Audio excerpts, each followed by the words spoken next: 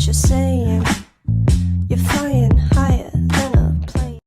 Hey guys, it's me Jocelyn. So today I'm going to be showing you how to use alight motion for beginners. Now we are going to be going very in depth. I'm going to show you how to get an audio. I'm going to tell you about like markers for the beats, keyframes, how to add a photo, and how to do a couple transitions as well. So yeah, let's just get started. So first things first, iPhone or Android, what you want to do is have the app Fast Save installed. Just have it installed. Then go on to Instagram. Sorry, I had to get photos for this. And just go ahead and type in any audio account you want. I'm just going to type in audio. I usually go to Adore Audios. They're my number 1 account. I don't know why I don't follow them, but you know what I mean. So let's just say we're going to go ahead and I'm just going to choose Apocalypse by, I'm just going to choose this one. I might have to turn it on a little bit. Then what you want to do is go ahead and tap these 3 dots and then hit copy link. Now go ahead and go to Fast Save and then turn it on. Now for Androids, I'm pretty sure they just download to your camera roll automatically, but if you have an Apple phone or if they did an update for the Androids, go ahead and it should, when you tap the button to turn it on, it should just automatically go to Repost to Instagram. So go ahead and hit repost again, and then repost again, and then you wait for it to process. Sorry, my dogs are barking. I'm not too sure why. And then go ahead and tap Instagram. Now, you don't have to actually, and then just tap feed. Then go ahead and get rid of it. And then it's just automatically in your camera roll. So, yeah. Okay, obviously you're going to want to have the alight motion app installed before you try to, mess around with it. So once it's installed, go ahead and open it. Now yours, you'll probably come up to this screen right here. You can go ahead and log in and make an account right up here. I'm not going to tap on it because it'll show all my information. Also, I want to specify, I have the premium version of alight motion, so mine will not have a watermark on it whenever I open it up. A project. Yours probably will if you're just using it for the first time, because you probably don't have the paid version yet because you're just starting out with it, you know what I mean? So yeah. So now go ahead and tap this little plus sign. And then you have 2 different things you can choose from, a project or an element. We're not going to be messing around with element right now. We're going to go to mess around with project. You can change the name of your project. I'm just going to type in tutorial or whatever. And you can also change what you want your edit to look like, or what orientation you want it in. I usually do just a square, which is 1:1, or the other most popular one is 16:9, but I'm just doing 1:1. So then I'm going to go ahead and hit create project. Now, you're probably going to be like, okay, so what do I do now? Go ahead and tap on this plus right here, image and video, and yours is probably going to say oh, hit allow or something. And once you hit allow, go ahead and add in that audio that you saved. I'm going to turn it down all the way just because I don't want to get copyrighted. And after it's all it's all processed and all in there, what you can do, and now this is different for Apple and Android. So if you have an Android, you probably have a little ribbon with a plus sign in it. That's supposed to be this right here. You probably have somewhere a ribbon with a plus sign in it. I don't have it because I have an Apple phone. But if you have a ribbon with a plus sign in it, that's what you're going to want to tap. But if you are an iPhone user, you're going to want to tap just the screen. Just tap right here on this timer. Just tap it.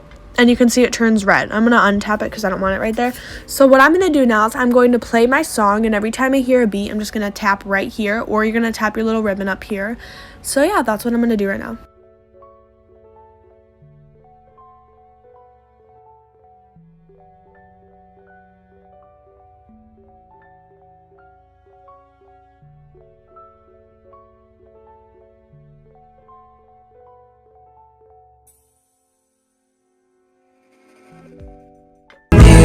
Okay, so I'm not going to use that many pictures. I'm just going to use 2 examples, but I just wanted to show you, every time you hear a beat, just tap whatever I told you to, depending on what device you have. Yeah. So now what I'm going to do is I'm going to scroll right here to where the first, beat is, and I'm going to tap plus, image and video, and then I'm going to add in my photo. This is Doja Cat, and what you can do is you're going to go to the end. You can either tap this thing right here to make it go right to your next marker, or you can just scroll. I'm going to tap this thing, and then I'm going to select this right here, which is just going to trim off the rest of that photo. And then if your photo doesn't fit all the way, what I do is I tap these 3 dots and I select fill screen. As you can see, the background isn't showing or anything, and the video or your photo or video is right here. Also, by the way, this tutorial does work with videos as well. There's not really a difference. It'll work the exact same way. You probably want to have your video pre-cropped before you import it, or you can just do the fill screen option like I showed you guys. Okay, so now what you want to do is I'm going to go into the second beat, and I'm going to add in my second photo right here like this, and I'm just going to go ahead and hit fill screen once again, and I'm going to trim it like this. So now I have 2 photos. You guys are probably going to have a lot more than me because you're probably going to have a lot more beats. I'm not actually going to use the audio. I just wanted to show you how, like, to import an audio at the very least. So yeah, I'm just going to ignore what I'm doing. You do not have to do what I'm doing right now. Also, for your audio, if you didn't want the video showing, what you can do is tap on it, hit these 3 dots at the top, and hit extract audio. And then you can just get rid of the video, and then you'll have your editing audio like right here. So it doesn't show the video in the background, it's just the audio itself, and it doesn't have any of that stuff, like it doesn't have a thumbnail or anything on it like if you would just get it from Instagram.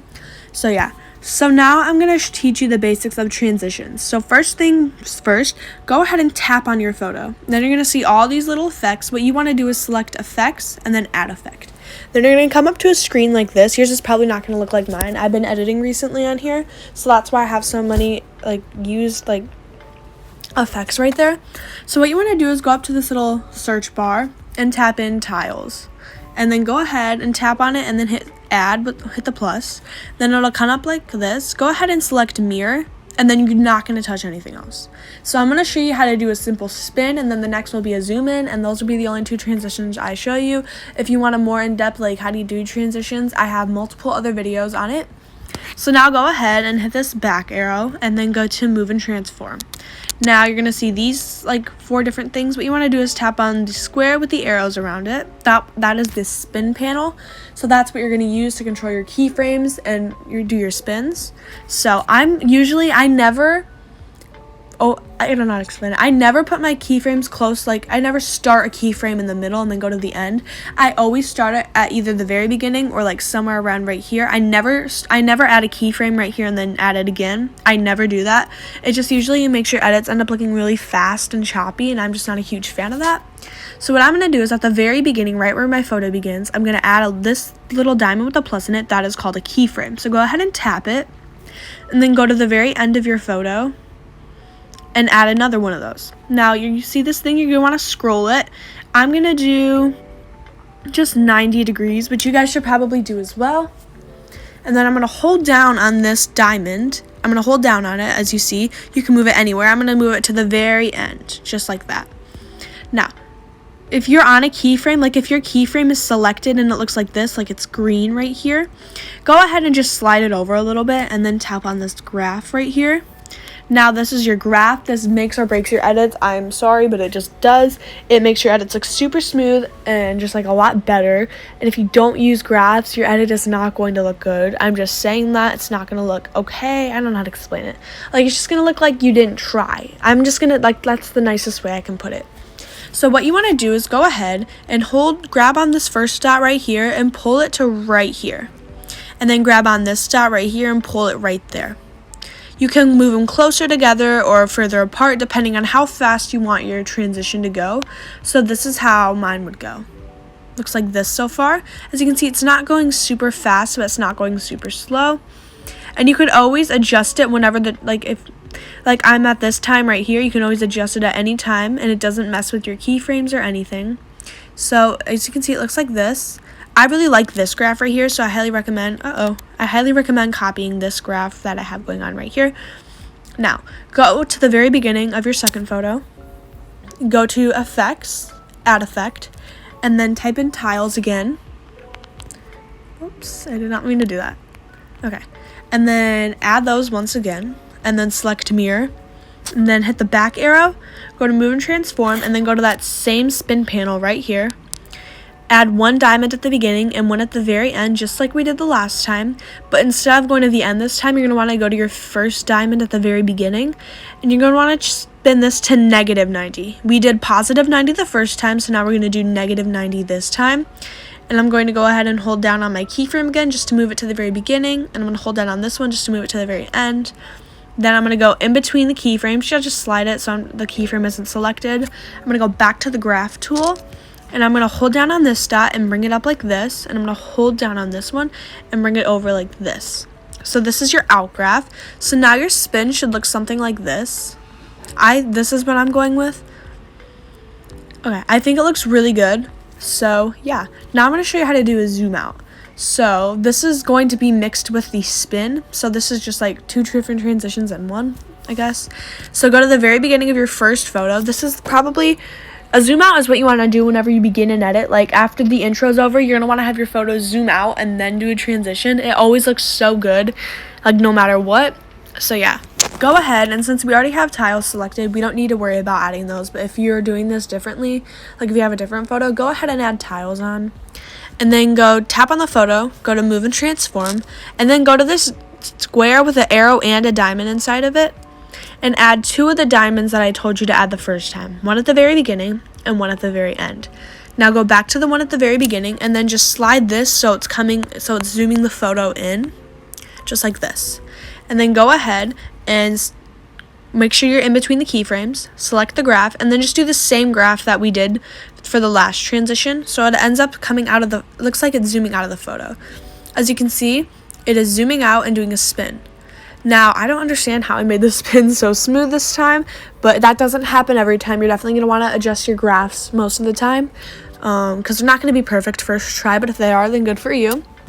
So yeah, and the very last thing that you always want to do is go ahead and tap on your photo, effects, add effect, and then go ahead and go to the search and type in motion blur, and then add that on. You can adjust it in any way you want. You could add keyframes and adjust it. I usually just keep it like this, the same.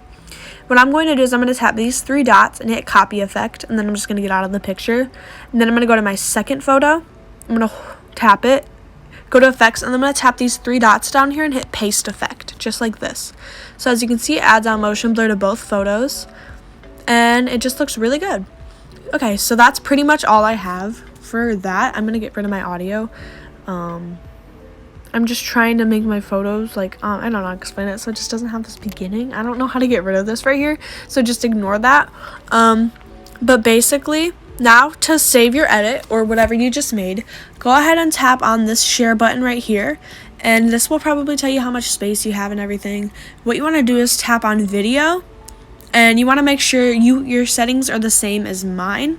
So 1080p, code C is H.264/AVC, and you want to make sure your frame rate is 60 frames per second. And if you don't know how to change that, what you do is you tap on this like little settings wheel, I guess, or there's just like a little wheel, and then whenever it says frame rate, yours is probably 30, you want to change it to 60, and you can make the background color whatever you want. I'm just going to choose black. So then go ahead and tap on this right here, and then just go ahead and hit export. Now mine has a weird like big gap in front of it, just like a black screen. Yours is not going to have that. Mine like that because I got rid of the audio. So this is what your transition should end up looking like. As you can see, it zooms out very smoothly and then just turns into a nice spin. And yeah, that is basically how to use alight motion for beginners. Also, to click save to your camera roll, you just hit save. That's it. So that's how to use alight motion for beginners. I have a lot more videos on how to use it or how to make an edit on it for beginners. So if you guys want to watch how to make a full edit on it, I have multiple of those videos up already. So yeah, that was it for today's video. If you guys enjoyed it, please give it a thumbs up and subscribe if it helped you out, and comment down below any tutorial requests that you guys may have. And yeah, I love you guys. Bye.